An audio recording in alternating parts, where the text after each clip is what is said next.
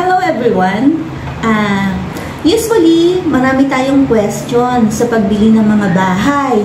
Mga common question na mga nasasagupa natin. Halimbawa, saan po ba may mura?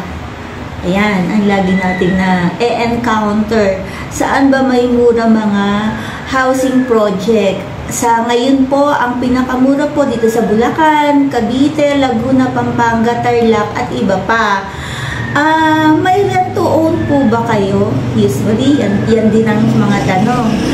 Sa katotohanan po, wala naman talagang rent to own. Maglalabas pa rin ng mga pera nyo para sa equity or down payment.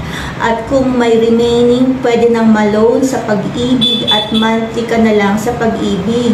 Kaya parang rent to own na rin. Yan.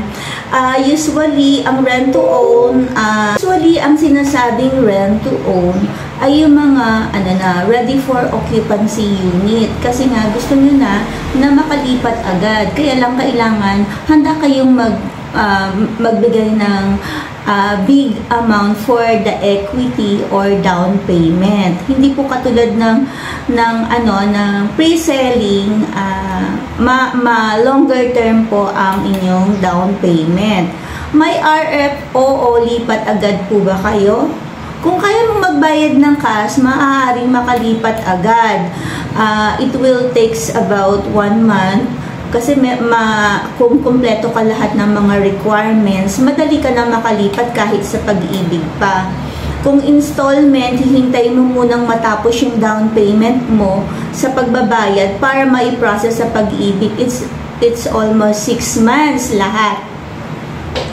Alam mo ba na mas mataas ng almost 30% to 40%, minsan higit pa sa mga RFO units. Depende yan sa cost or zonal value ng property na kinatitirikan ng bahay at lupang bibilhin mo.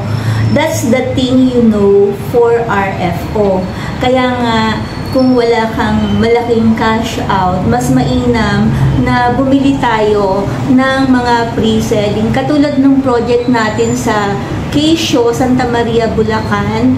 Yan, pre-selling pa lang tayo, easy payment.